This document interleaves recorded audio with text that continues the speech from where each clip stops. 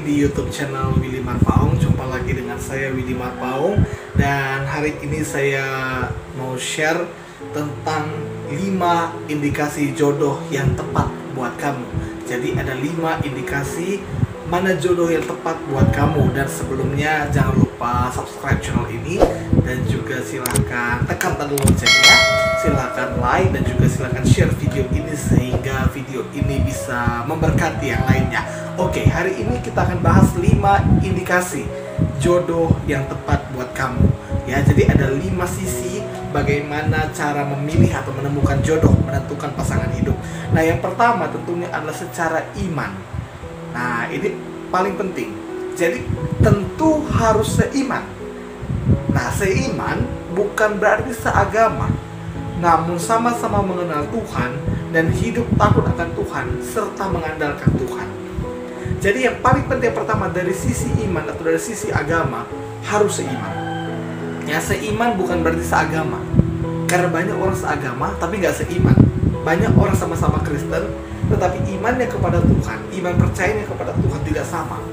Ada yang lebih percaya dukun, ada yang lebih percaya horoskop daripada Tuhan. Padahal pasangan yang satu percaya penuh kepada Tuhan. Itu juga nggak bisa. Jadi ingat baik-baik, harus seiman, harus seimbang imannya. Bagaimana pengenalannya akan Tuhan, bagaimana hidupnya persekutuannya dengan Tuhan, bagaimana juga keintimannya dengan Tuhan, bagaimana dia mengandalkan Tuhan. Misalnya laki-lakinya betul-betul mengandalkan Tuhan, padahal tapi perempuannya tidak, mengandalkan kekuatan sendiri, itu juga tidak bisa. Ingat, harus seiman, harus mengandalkan Tuhan, harus percaya penuh kepada Tuhan. Oke? Nah, itu yang pertama. Yang kedua, secara kejiwaan. Nah, di sini ada perasaan mencintai antara kamu dan dia. Ya, jadi ada chemistry antara kamu dan dia. Ketika kamu bertemu dia, misalnya ketika kamu melihat dia, lalu ada perasaan jatuh cinta. Ya, memang perasaan jatuh cinta itu bukan sekedar dakdikduk, bukan sekedar perasaan saja, tetapi ini dari sisi kejiwaan, di mana kita ada ketertarikan dengan dia, ada perasaan dengan dia. Nah, kemudian, dan dia juga tentunya harus punya perasaan sama kamu. Kalau kamu mencintai dia tapi dia tidak mencintai kamu, ya itu cerita kamu, ya kan. Nah, kemudian yang ketiga, secara karakter.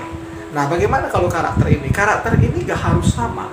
Karakter ini ya terserah, mungkin bisa sama, bisa berbeda, no problem jika karakternya berbeda.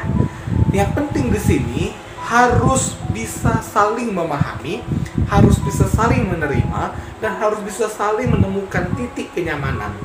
Karena ketika kamu berbeda karakter dengan dia, tidak masalah.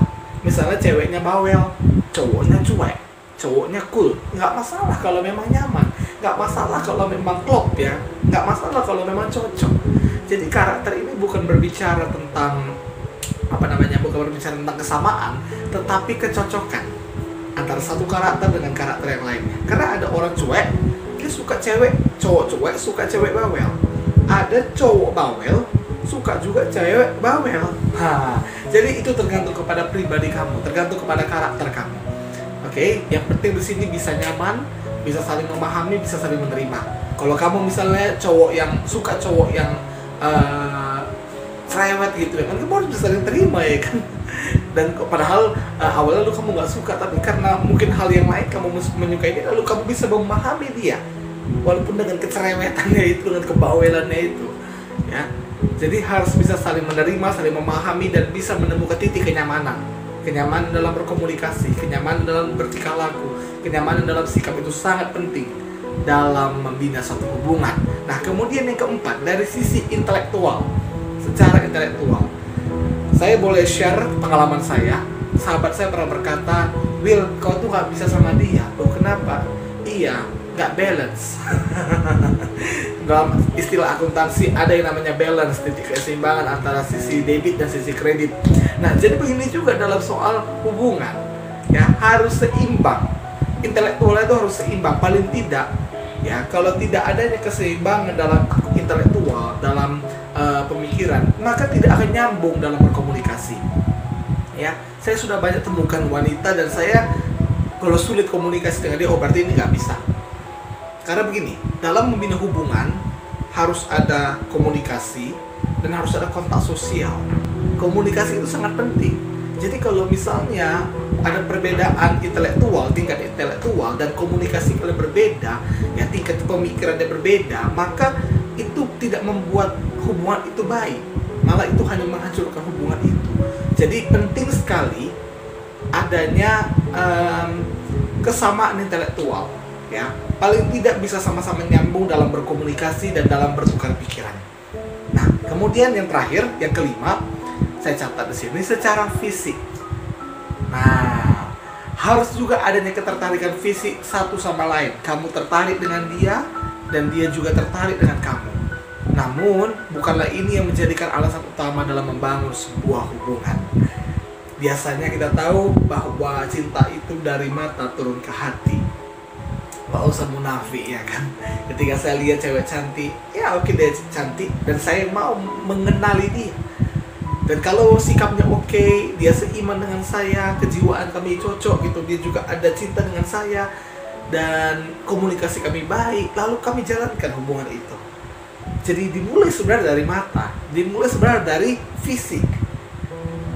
Ya kita nggak usah munafik, tapi jangan jadikan itu alasan utamamu dalam mencintai dia. Karena kalau itu dijadikan alasan utamamu dalam mencintai dia, itu hanya mendatangkan nafsu, itu hanya mendatangkan hawa nafsu berahi belaka. Itu sebabnya penting sekali di sini pemahaman-pemahaman yang benar dalam membina hubungan. Jadi ada 5 indikasi apakah dia itu pantas buatmu, apakah dia jodohmu, ya kan? Yang pertama secara iman, itu harus seiman. Yang kedua secara kejiwaan, harus sama-sama saling mencintai. Dan yang ketiga secara karakter, tidak harus sama tapi bisa mencapai titik kenyamanan, bisa menemukan titik kenyamanan, bisa saling memahami dan bisa saling menerima karakternya. Yang keempat secara intelektual, harus bisa nyambung baik dalam pemikiran dan juga dalam komunikasi.